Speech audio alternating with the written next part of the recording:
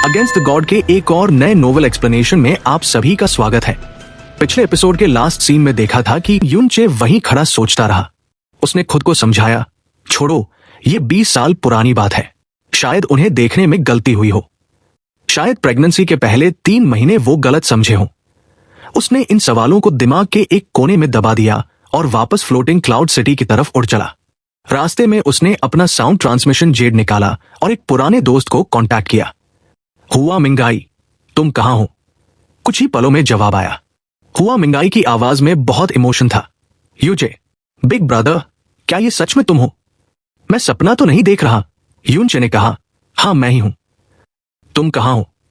हुआ मिंगाई ने बताया कि वो डिवाइन फीनिक्स सिटी के नॉर्थ में 5 किलोमीटर दूर है। अब आगे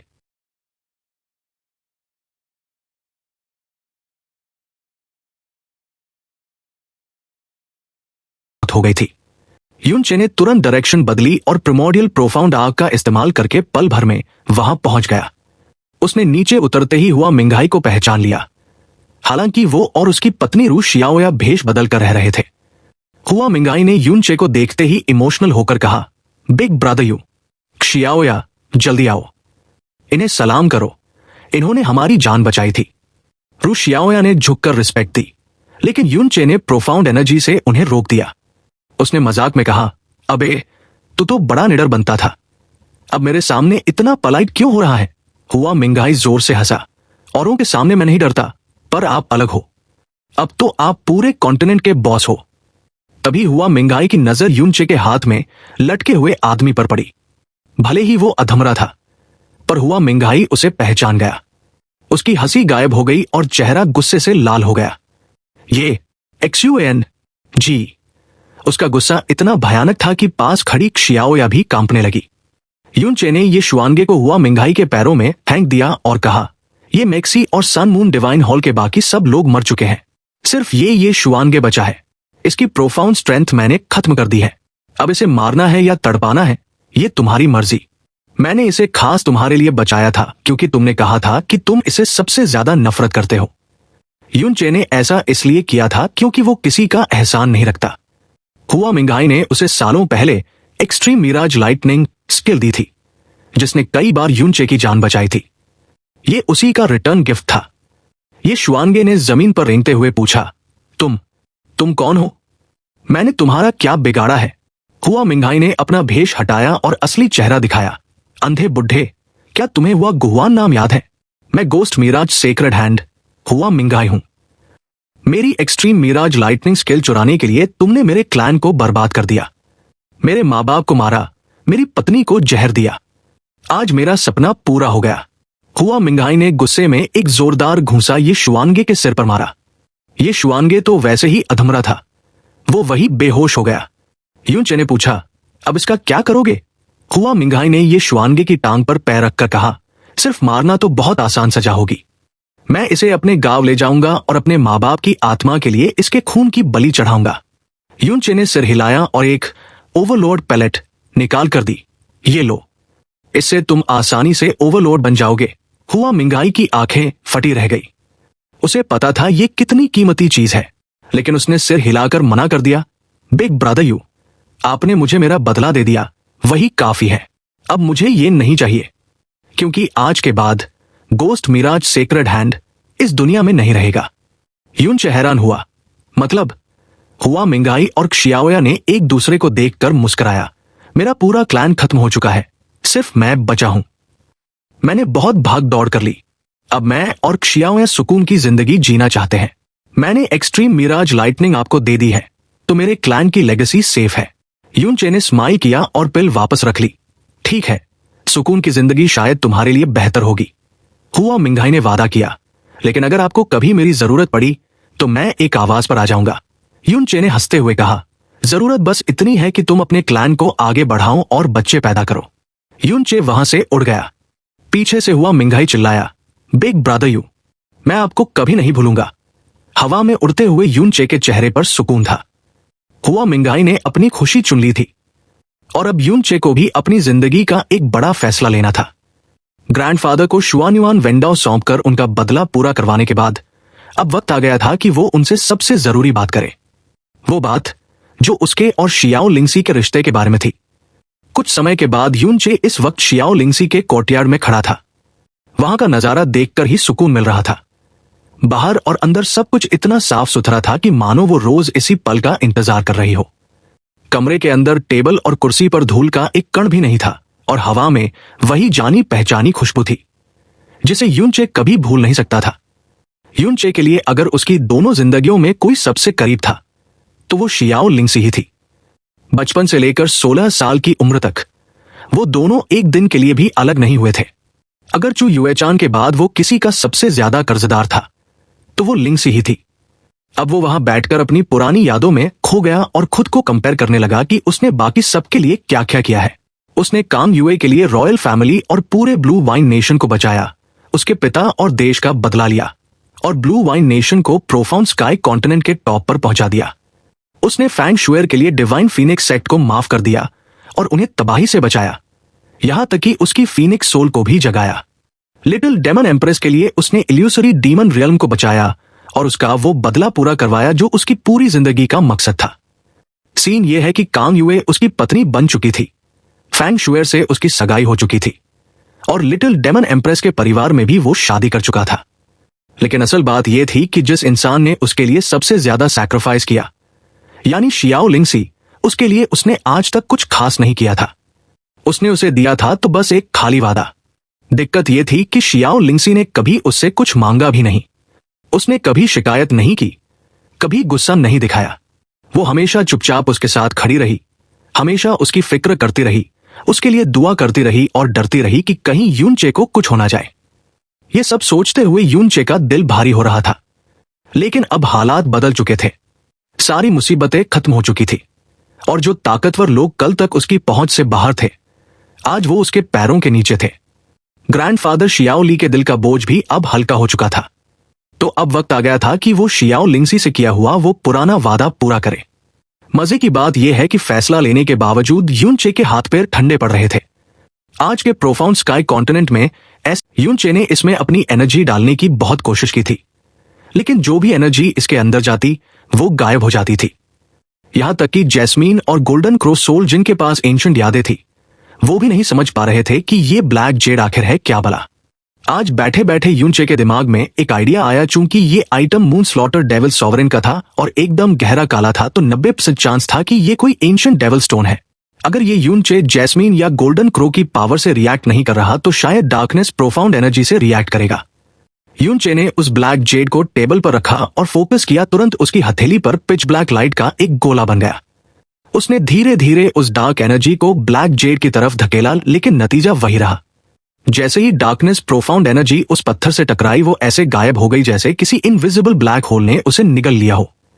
यूनचे थोड़ी देर चुप रहा, फिर उसने लेवल बढ़ाया। इस बार उसने सिर्फ अपनी वेन्स की एनर्जी नहीं, बल्कि डेविल ओरिजिन ऑर्ब की प्रिमिटिव पावर ऑफ डार्कनेस भी यूज की।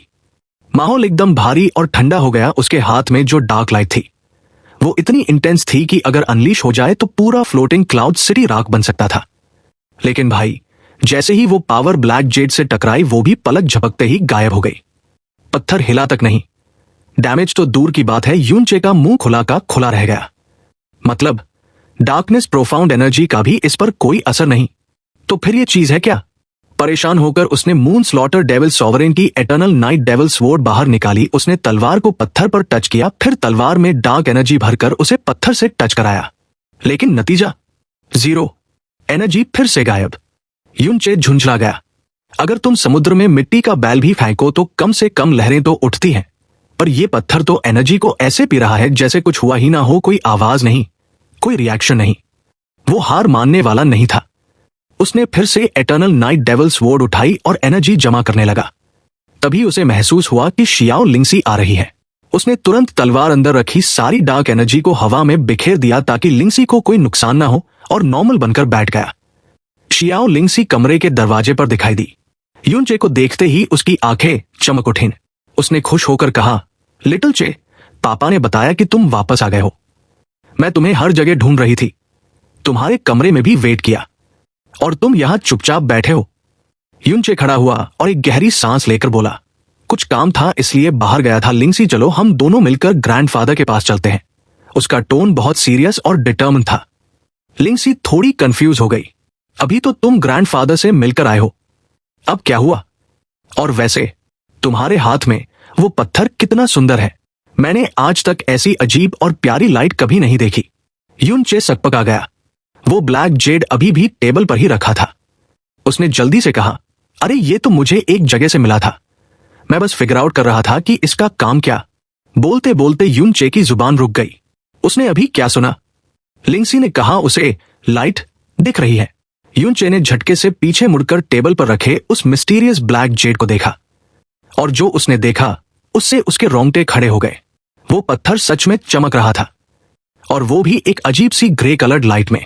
ये वही पत्थर है जो जैस्मिन लेवल की पावर से भी एक्टिवेट नहीं हुआ था, और अब ये बिना कुछ किए अपने आप चमक रहा था। सबसे अजीब बात यह थी कि इस ग्रे लाइट का कोई ऑरा ही नहीं था।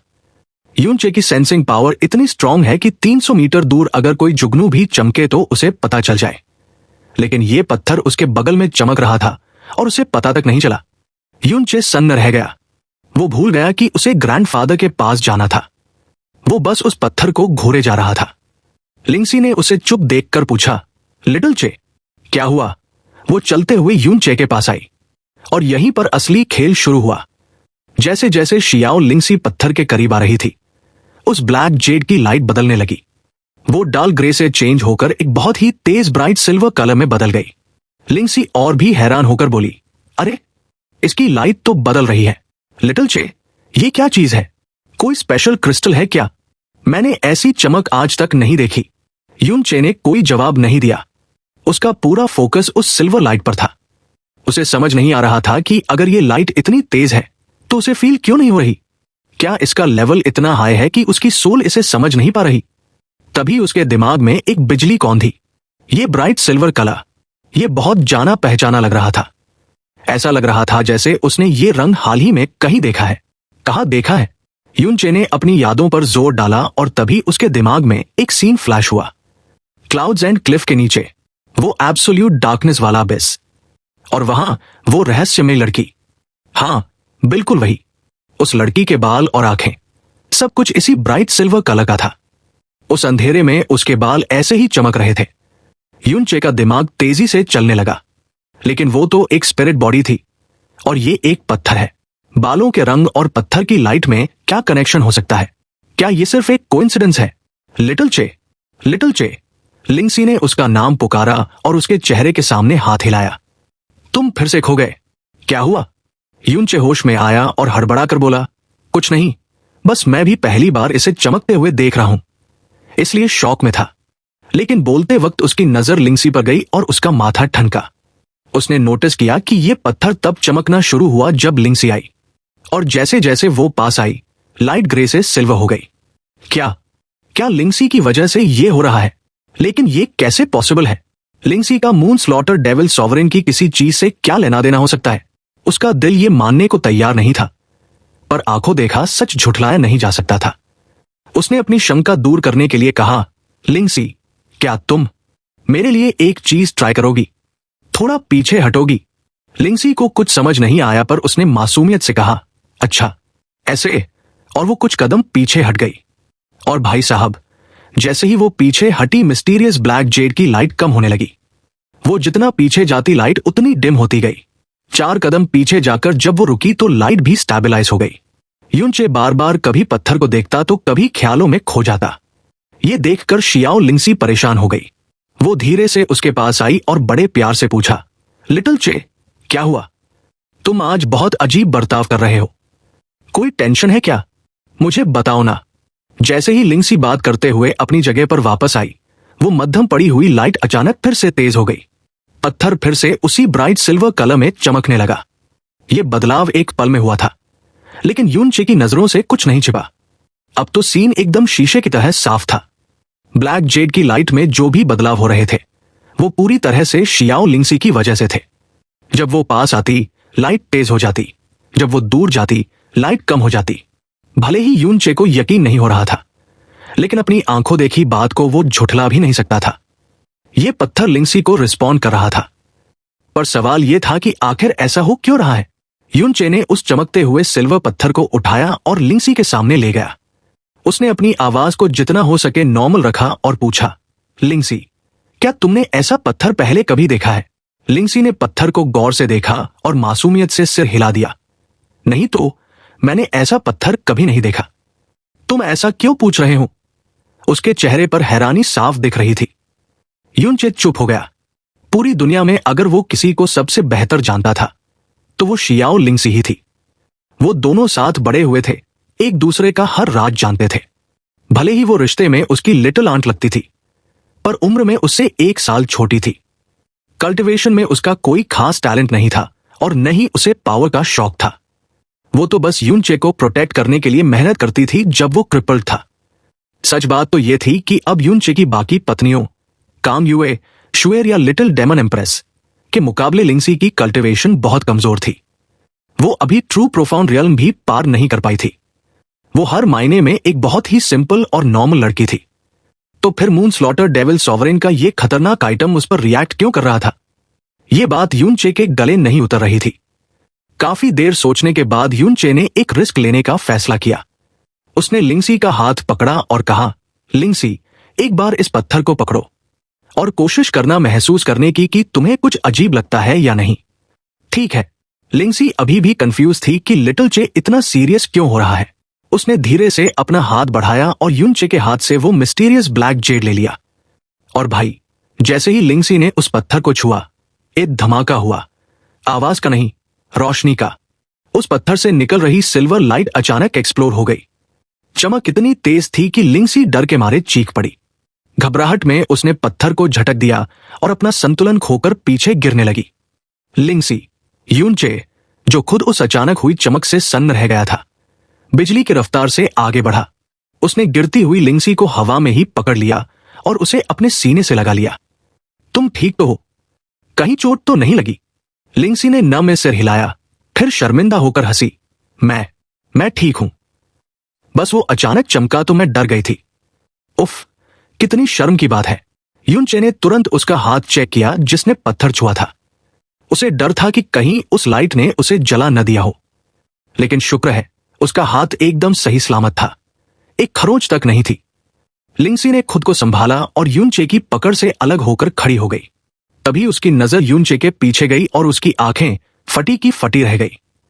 अरे, वो देखो। युनचे तुरंत पलटा और जो उसने देखा वो देखकर उसका दिमाग भी सुन्न हो गया। वो पत्थर जो लिंगसी ने फेंक दिया था, वो जमीन पर पड़ा था और अब नॉर्मल काला दिख रहा था। लेकिन उस पत्थर के ठीक ऊपर हवा में अनगिनत सिल्वर लाइट्स के कण तैर रहे थे। देखते ही देखते वो कण आपस में जुड़ने लगे, घूमने लगे और आखिर में हवा में सैकड़ों सिल्वर कैरेक्टर्स, अक्षर बनकर तैयार हो गए। वो हवा में एकदम नीटली कतार में लटके हुए थे। अजीब बात यह थी कि इन शब्दों से कोई ऑरा या पावर फील नहीं हो रही थी। अगर युनचे आंखें बंद कर लेता तो उसे पता भी नहीं चलता कि वहां कुछ है। युनचे ने उन शब्दों को पढ़ने की कोशिश की, लेकिन उसे कुछ पल्ले नहीं पड़ा। प्रोफाउंड स्काई कॉन्टिनेंट से लेकर रियल्म ऑफ दी गॉड्स तक हर जगह वर्ल्ड टंग भाषा चलती थी जो देवताओं ने बनाई थी। युनचे ने आज तक जो भी पढ़ा था वो इसी भाषा में था, लेकिन उसके सामने जो शब्द तैर रहे थे वो वर्ल्ड टंग नहीं थे। वो एकदम अलग थे, शायद किसी और ही दुनिया के सिंबल्स थे। युनचे अभी अपने कयास लगा ही रहा था कि तभी उसके कानों में शियाओ लिंगसी की धीमी और खोई हुई आवाज पड़ी। वो बुदबुदा रही थी, वर्ल्ड, डिफाइन, हेवन, मैन्युअल। युनचे ने झटके से लिंगसी की तरफ देखा। वो उन हवा में तैरते शब्दों को ऐसे घूर रही थी जैसे उसकी आत्मा शरीर छोड़ चुकी हो। उसकी आंखों में एक अजीब सा खालीपन था। लिंगसी, तुमने अभी क्या कहा? युनचे की आवाज में हैरानी थी। लिंगसी ने कांपते हुए हाथ से उन सिल्वर शब्दों की तरफ इशारा किया। ये शब्द, मैं इन्हें। युनचे की आंखें फैल गई। क्या तुम इन शब्दों को पढ़ सकती हो? लिंगसी ने पहले हाँ में सिर हिलाया, फिर जोर जोर से न में सिर हिलाने लगी। वो बहुत ज्यादा कंफ्यूज और डरी हुई लग रही थी। मुझे नहीं पता, मैंने ये शब्द पहले कभी नहीं देखे, लेकिन मैं इन्हें पढ़ पा रही हूं। मुझे हर शब्द का मतलब पता है, पर कैसे? मुझे सच में नहीं पता लिटिल चे, ये क्या हो रहा है? क्या मैं सपना देख रही हूं? लिंगसी ने डर के मारे युनचे का हाथ जोर से पकड़ लिया। उसे समझ नहीं आ रहा था कि जिस भाषा को उसने आज तक देखा नहीं, वो उसे इतनी जानी पहचानी क्यों लग रही थी? ये खुशी की नहीं, डरने वाली बात थी। यूनचे का दिल जोर से धड़क रहा था। लिंगसी का दावा बहुत बड़ा था। उसने फिर पूछा, क्या तुम सच में इन्हें पहचानती हो? लिंगसी ने इस बार और जोर देकर हाँ कहा। उसने सबसे ऊपर लिखे 4 शब्दों की तरफ इशारा किया। ये पहले 4 शब्द हैं, वर्ल्ड डिफाइन हेवन मैनुअल, और उसके नीचे जो लिखा है वो भी मैं पूरा समझ सकती हूं। यूनचे सन्न रह गया। लिंगसी ने कभी कोई विदेशी भाषा नहीं सीखी थी। पूरे इतिहास में वर्ल्ड टंग के अलावा किसी और भाषा का जिक्र नहीं था। फिर ये क्या है? और सिर्फ लिंगसी ही क्यों? लिंगसी को इतना डरा हुआ देखकर यूनचे ने अपनी कंफ्यूजन को साइड में रखा। उसे अभी लिंगसी को शांत करना था। उसने तुरंत एक झूठ गढ़ लिया। लिंगसी, घबराओ मत। ये बहुत नॉर्मल है। दुनिया में कुछ ऐसे रेयर ट्रेजर्स होते हैं जिनके पास अपनी बुद्धि होती है। वो अपना मालिक खुद चुनते हैं। ये काला पत्थर मुझे बहुत पहले मिला था, लेकिन मुझसे इसका कोई कनेक्शन नहीं बना। पर लगता है इसे तुम्हारी ऑरा पसंद आ गई। इसने तुम्हें अपना मालिक चुन लिया है, इसलिए इसने अपनी भाषा का ज्ञान सीधे तुम्हारे दिमाग में डाल दिया। इसीलिए सिर्फ तुम इसे पढ़ पा रही हो। लिंगसी की आंखों से डर गायब हो गया। सच्ची? ऐसा होता है क्या? उसे यूनचे पर आंख बंद करके भरोसा था। उसे लगा लिटिल चे इतना बड़ा एक्सपर्ट है तो सच ही कह रहा होगा।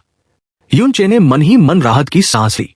हाँ बिल्कुल, कुछ खजाने तो इससे भी ज्यादा अजीब होते हैं। लिंगसी ने सुकून की सांस ली।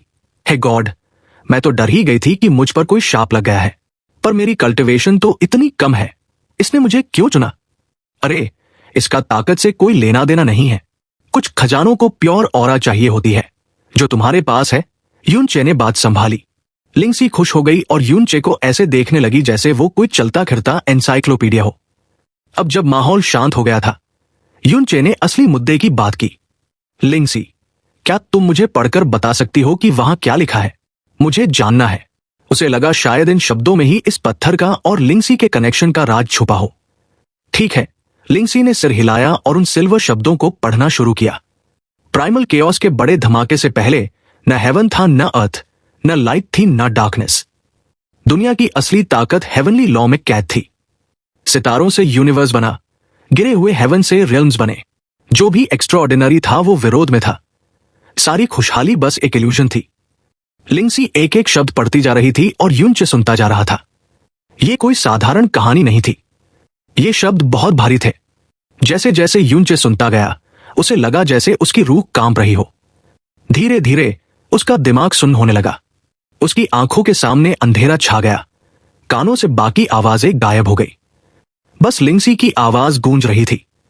यूनचे को ऐसा महसूस हुआ जैसे वो किसी एंशिएंट दुनिया में पहुंच गया है। वो शब्द किसी प्रोफाउंड फॉर्मूला, मंत्र जैसे थे, लेकिन ऐसे नहीं जो उसने आज तक देखे हों। जब उसने great way of the Buddha सीखा था तो उसे समझने में ज्यादा देर नहीं लगी थी।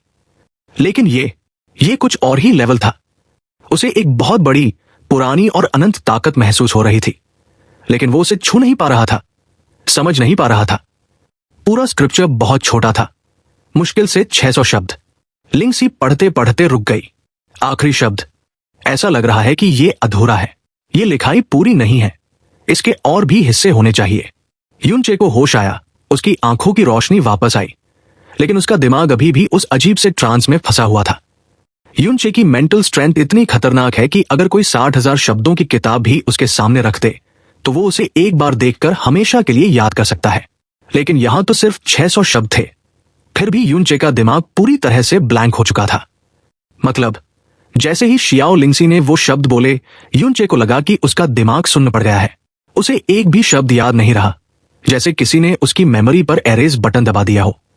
उसे बस इतना महसूस हो रहा था कि ये शब्द कोई आम भाषा नहीं है, बल्कि कोई बहुत ही गहरा स्क्रिप्चर या प्रोफाउंड फॉर्मूला है। उसे ऐसा भी लगा जैसे उसकी कॉन्शियसनेस, यानी उसकी चेतना कहीं और ही ड्रिफ्ट होकर जा रही है। यूनचे ने अपनी आंखें बंद की और पूरा फोकस लगाकर उन शब्दों को याद करने की कोशिश की।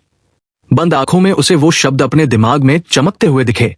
लगा कि अब याद हो जाएगा, लेकिन जैसे ही उसने आंखें खोली, सब कुछ फिर से गायब। उसे कुछ भी याद नहीं था। यूनचे ने हैरान होकर पूछा, लिंगसी, क्या तुम इन अजीब शब्दों का मतलब समझ पा रही हो? शियाओ लिंगसी ने अपना सिर हिलाया और बोली, मैं इन्हें पढ़ तो सकती हूं, लेकिन इनका मतलब मुझे बिल्कुल समझ नहीं आ रहा। लिटिल चे, क्या तुम्हें भी इसका मतलब नहीं पता? तभी अचानक हवा में तैर रहे वो सिल्वर लाइट के कण फड़फड़ाने लगे। वो सारा अजीब टेक्स्ट जो हवा में लिखा हुआ था वो डिस्टॉर्ट होने लगा और एक सिल्वर लाइट की बॉल बनकर वापस उस मिस्टीरियस ब्लैक जेड के अंदर घुस गया। वो जेड जो अभी तक चमक रहा था अब पूरी तरह शांत और काला पड़ गया था। भले ही शियाओ लिंगसी अभी भी उसके पास थी, लेकिन अब उस जेड से कोई लाइट नहीं निकल रही थी। यूनचे को मामला थोड़ा रिस्की लगा। उसने तुरंत हाथ आगे बढ़ाया और उस मिस्टीरियस ब्लैक जेड को खींचकर अपनी स्काई पॉइजन पर्ल में डाल दिया। उसने तय कर लिया कि अब वो इस पत्थर को लिंगसी के कांटेक्ट में नहीं आने देगा, क्योंकि ये चीज नॉर्मल नहीं थी। लिंगसी अपनी क्यूरियोसिटी नहीं रोक पाई और पूछ बैठी, लिटिल चे, ये पत्थर आखिर है क्या? यूनचे ने बहुत ही कैजुअल आवाज में झूठ बोला ताकि लिंगसी को टेंशन न हो। मुझे पक्का नहीं पता, बस एक अजीब जगह से मिला था। शायद ये कोई सोल स्टोन है जिस पर एंशिएंट टेक्स्ट लिखा है। छोड़ो इसे, चलो ग्रैंडफादर से मिलने चलते हैं। बात को घुमाते हुए यूनचे ने तुरंत लिंगसी का हाथ पकड़ा और उसे खींचते हुए ग्रैंडफादर शियाओ ली के कोर्टयार्ड की तरफ ले जाने लगा। जब वो लोग वहां पहुंचे तो देखा कि बाकी सब लोग अपने काम में बिजी थे। शियाओ योंगन सो चुका था और शियाओ यून अपनी पत्नी के साथ अपने माता पिता को श्रद्धांजलि देने गया था। घर में सिर्फ ग्रैंडफादर शियाओ ली अकेले बैठे थे। जैसे ही वो लोग कोर्टयार्ड में घुसे, शियाओ लिंगसी ने अनजाने में अपना हाथ यूनचे की पकड़ से छुड़ाने की कोशिश की। उसे थोड़ा ऑकवर्ड लग रहा था, लेकिन यूनचे ने उसका हाथ छोड़ने के बजाय और जोर से पकड़ लिया। लिंगसी का दिल जोर जोर से धड़कने लगा।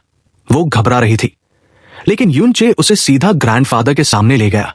यूनचे के अंदर हिम्मत तो बहुत थी, उसने दुनिया भर के खतरे देखे थे, लेकिन आज शियाओ ली के शांत चेहरे को देखकर उसकी हालत खराब हो रही थी। उसका दिल जोर जोर से धड़क रहा था। उसने कहा, ग्रैंडफादर, मुझे आपसे कुछ डिस्कस करना है। लिंगसी की भी सांसें अटक गई थी। उसे अंदाजा हो गया था कि यूनचे क्या करने वाला है। उसका दिल इतनी तेज धड़क रहा था कि जैसे छाती फाड़कर बाहर आ जाएगा। शियाओ ली ने उन दोनों को देखा और एक प्यारी सी मुस्कान के साथ बोले, हे चेया, तुम बिल्कुल सही समय पर आए हो। मैं खुद तुमसे एक इंपॉर्टेंट मैटर पर बात करने ही वाला था। यूनचे थोड़ा चौंक गया। Important matter? क्या बात है? शियाओ ली ने यूनचे को एक गहरी नजर से देखा। ऐसा लग रहा था कि उन्होंने ध्यान ही नहीं दिया कि यूनचे और लिंगसी ने एक दूसरे का हाथ पकड़ रखा है। उन्होंने एक हल्की आह भरी और बोले, बात 11 के बारे में है। वो अब 23 साल की हो चुकी है। शादी की उम्र कब की हो गई है? चेया, तुम्हारी शादी को 8 साल हो गए, लेकिन 11 हमेशा मेरी सेवा में लगी रही और हमने इसकी शादी के बारे में सोचा ही नहीं। शियाओ ली ने आगे कहा, लेकिन अब मैं ठीक हूं। तुम्हारा भाई शियाओ यून और उसकी पत्नी भी सेटल है, पोता भी ठीक है। अब मुझे सिर्फ 11 की शादी की चिंता है। यूनचे का गला सूखने लगा। उसने पूछा, ग्रैंडफादर, आपका मतलब क्या है? शियाओ ली ने सीधे यूनचे की आंखों में देखते हुए कहा, चेया, तुम दुनिया घूमे हो, बहुत एक्सपीरियंस हो, तुम बहुत से होनहार नौजवानों को जानते होगे। अगर कोई 11 के लायक हो तो तुम मैचमेकर बन जाओ। जिसे तुम चुनोगे उस पर मुझे पूरा भरोसा होगा। यह सुनकर शियाओ लिंगसी के तो होश ही उड़ गए। ग्रैंडफादर ने पहले भी शादी की बात की थी, लेकिन आज यूनचे के सामने ये सब बोलकर उन्होंने उसे मुसीबत में डाल दिया था। वो पूरी तरह कंफ्यूज हो गई थी। यूनचे की नजरें पहले इधर उधर भटकी, लेकिन फिर उसकी आंखों में एक फर्म डिटर्मिनेशन आ गया। उसने बहुत ही सिंसियर होकर कहा, ग्रैंडफादर, दरअसल मैंने ऐसा लड़का बहुत पहले ही ढूंढ लिया है। शियाओ ली की आंखों में एक चमक आई। ओह! तभी अचानक यूनचे ने शियाओ ली के सामने घुटने टेक दिए। उसने सीधे अपने ग्रैंडफादर की आंखों में देखा और अपनी पूरी जान लगाकर एक एक शब्द साफ साफ बोला, ग्रैंडफादर, वो इंसान कोई और नहीं, मैं हूं। मैं आपसे हाथ जोड़कर विनती करता हूं, लिंगसी का हाथ मेरे हाथ में दे दीजिए। ये सुनते ही शियाओ लिंगसी को लगा जैसे वक्त थम गया हो। लिटिल चे, ये वो शब्द थे जो वो पूरी जिंदगी सुनना चाहती थी, लेकिन समाज और रिश्तों के डर से कभी सुनने की उम्मीद नहीं की थी। आज यूनचे ने उसके और ग्रैंडफादर के सामने ये बोल दिया था। शियाओ लिंगसी भी धीरे धीरे घुटनों पर बैठ गई। उसकी आंखों में आंसू भर आए और उसने धीमी आवाज में कहा, ग्रैंडफादर, अगर लिटिल चे नहीं तो मैं इस जन्म में कभी शादी नहीं करूंगी। उसने भी अपना फैसला सुना दिया था। जैसे ही ये शब्द उसके मुंह से निकले, उसके दिल का सारा बोझ, सारा डर गायब हो गया। उसे एक अजीब सी शांति महसूस हुई, जैसे उसकी आत्मा आजाद हो गई हो। अब रिजल्ट क्या होगा इसकी चिंता नहीं थी, बस सुकून ये था कि उसने अपने दिल की बात कह दी थी। चैनल को सब्सक्राइब, वीडियो को लाइक और हाइप कर दो। साथ ही ऐसे ही रेगुलर वीडियोस के लिए आप मेंबरशिप ले सकते हैं। फर्क नहीं पड़ता आप कौन सी मेंबरशिप ले रहे हैं, कम लेवल वाली भी अगर आप मेंबरशिप लेते हैं तो इससे मेरी बहुत हेल्प हो जाएगी, इससे मुझे मोटिवेशन मिलेगा। साथ ही फ्यूचर में ऐसे ही और कमाल के वीडियोस आते रहेंगे। हमें सपोर्ट करने के लिए आप सभी को दिल से शुक्रिया।